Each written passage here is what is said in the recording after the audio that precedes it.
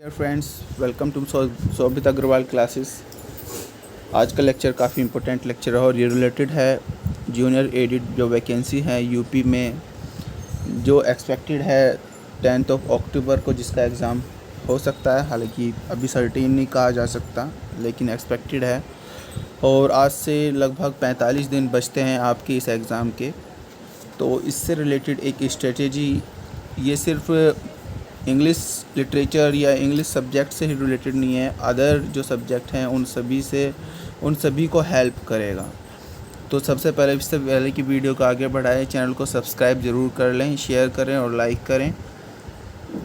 और जैसे कि मैं अपना एक इंट्रोडक्शन फिर से आपको दे दूं, मेरा नाम शोभित अग्रवाल है और सेकंड हाईएस्ट था मैं रिटर्न में टीजीटी इंग्लिश जो 2016 का एग्ज़ाम हुआ था, और 19 रैंक थी मेरी लेक्चरर ऑफ इंग्लिश पीजीटी में 2016 में, और 2013 में भी सिलेक्टेड हुआ हूँ मैं। तो अपने सारा एक्सपीरियंस मैं आपको अपनी वीडियोस के द्वारा शेयर करता हूँ, इसलिए ज़रूर सब्सक्राइब करें चैनल को और शेयर भी करें। आज का जो टॉपिक है, जैसे कि कैसे 45 दिन में जूनियर एडिट भर्ती की तैयारी करें, last day strategy for English junior edit, और 45 दिनों में जूनियर एडिट को कैसे पास करें, ये सब आपको बताया जाएगा। देखिए, सबसे पहले हमें पता होना चाहिए कि हमारा सिलेबस क्या है।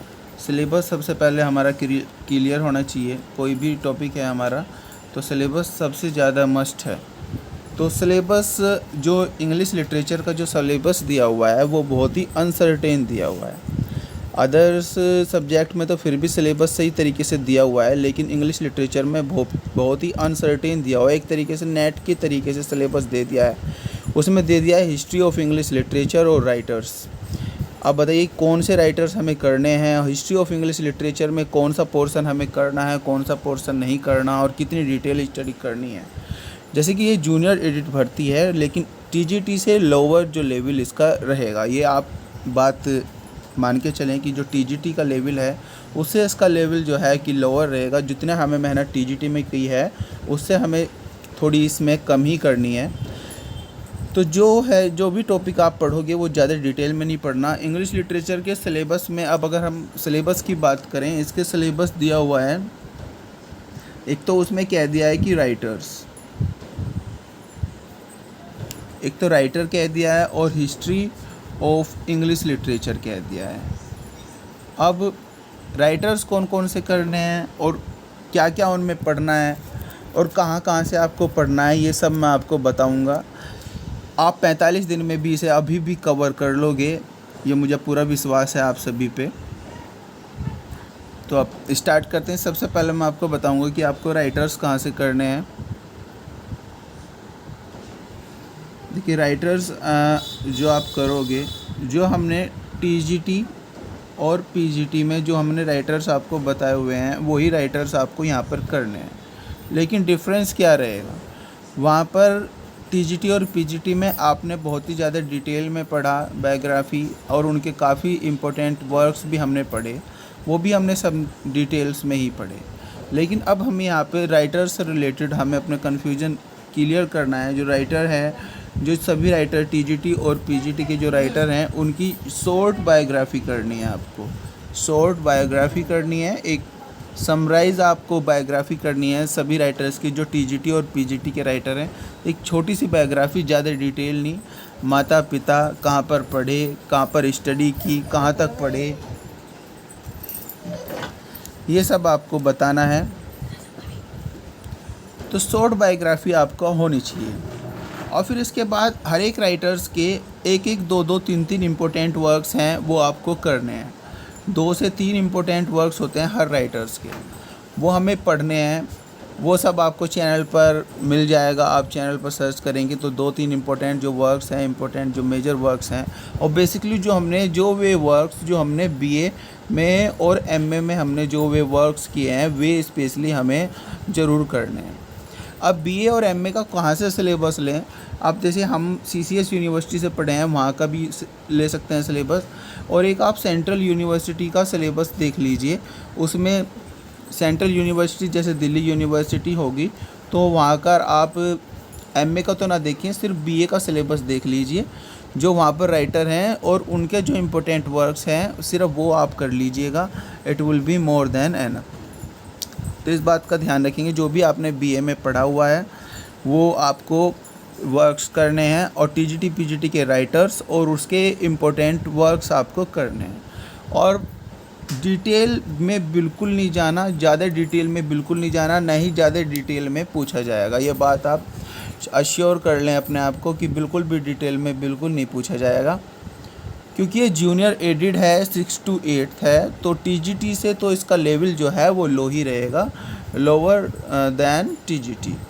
इस बात का भी ध्यान रखना। ये सभी सब्जेक्ट के साथ, ये सभी सब्जेक्ट पर अप्लाई होती है। ये चीज़ें आप शेयर कर दें अपने फ्रेंड्स के साथ ताकि कोई भी कन्फ्यूजन ना रहे।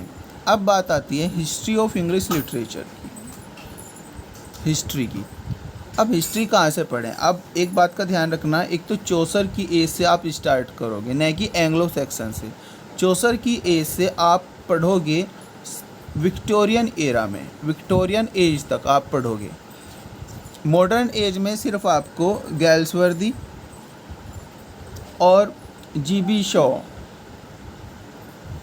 ये मॉडर्न एज में आपको करने हैं। गैल्सवर्दी और जीबी शॉ आपको मॉडर्न एज में करने हैं, और उसमें भी सिर्फ जो इनके वर्क्स हैं, जो उसकी थीम है, सिर्फ आपको ये करना है।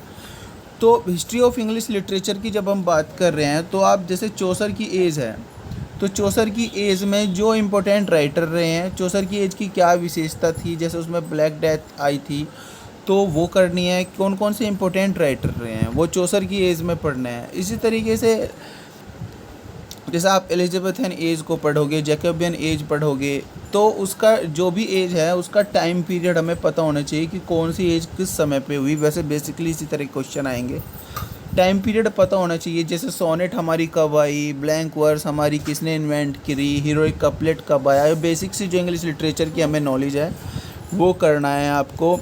एक वीडियो आपको डिस्क्रिप्शन में मिल जाएगी हिस्ट्री ऑफ इंग्लिश लिटरेचर के, जो इम्पोर्टेंट कुछ लगभग 80 के करीब पॉइंट्स हैं, वे आप याद कर लेना, वहाँ से भी आपको बहुत कुछ हेल्प मिलेगी। तो वो ज़रूर आप कर लेना। TGT history of English literature में भी ज़्यादा डिटेल में नहीं पढ़ना कि आप बहुत ज़्यादा डिटेल में चले जाओ, फिर आप पज़ल भी हो सकते हो। हिस्ट्री ऑफ इंग्लिश लिटरेचर में सिर्फ टाइम पीरियड आपको करना है, सिर्फ कौन सी एज किस समय से, जैसे कौन सी एज किस समय से किस समय तक रही। लगभग चौसर की एज 1300 से लेकर 1400 तक की रही। तो इसी तरीके से जैसे एलिजाबेथन एज है वो 1558 से 1603 तक रही। तो इस तरीके से हमें ड्यूरेशन पता होना चाहिए, उस एज का कौन सा स्पेशल राइटर था वो हमें पता होना चाहिए। इस बात का आपको ध्यान रखना। अब बात आती है ग्रामर की। अब ग्रामर आप कहाँ से करोगे? आप देखिए, इसमें भी ग्रामर का जो हायर लेवल नहीं होगा, ग्रामर और वोकैब जरूर आएगी। देखिए, इस बात को आप एश्योर कर लें।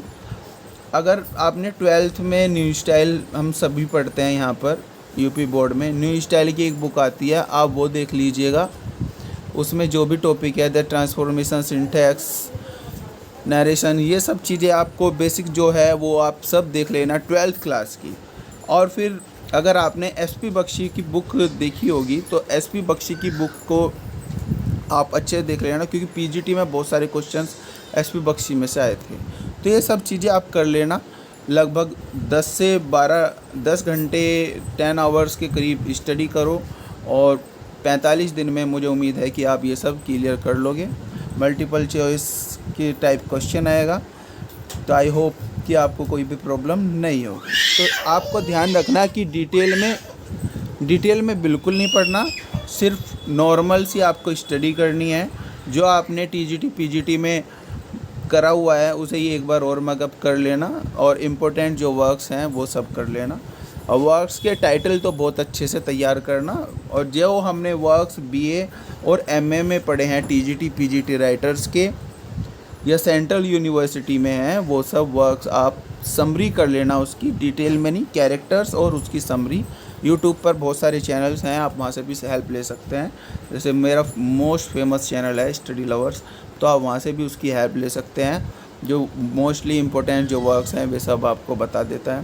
तो ये स्ट्रेटजी थी कि किस तरह आप जूनियर एडिट भर्ती में आप तैयारी करें। ये स्ट्रेटजी सिर्फ आपको इंग्लिश में ही एप्लीकेबल नहीं है, ये सभी सब्जेक्ट के साथ है। ज़्यादा डिटेल में पढ़ के अपने टाइम को कंज्यूम नहीं करना, क्योंकि हमेशा ध्यान रखना चाहिए हमें स्मार्ट वर्क करना है हार्ड वर्क के साथ साथ। मतलब कोई ऐसे होते हैं, बहुत सारे कैंडिडेट हार्ड वर्क करते हैं लेकिन स्मार्ट वर्क नहीं करते। तो हाँ, हमें स्मार्ट वर्क करना है, छोटे समय में ज़्यादा चीज़ें हमें ज़्यादा चीज़ें अचीव करनी है। तो ये हमारा टॉपिक था आज का कि 45 दिन में कैसे आप यूपी जूनियर एडिट भर्ती की तैयारी कर सकते हैं। अब जैसे कि लास्ट डेज चल रहे हैं, हो सकता है एग्ज़ाम एक्सटेंड भी हो जाए, तो क्या स्ट्रेटजी होनी चाहिए 45 दिन में। अगर आप ये चीज़ें फॉलो करेंगे तो मुझे उम्मीद है कि आप सब एग्ज़ाम को क्रैक कर पाएंगे। Best of luck for exam. Thank you very much. This is Shobhit Agarwal. फिर से एक और रिक्वेस्ट कि चैनल को लाइक शेयर सब्सक्राइब जरूर करें। Bye bye. Thank you.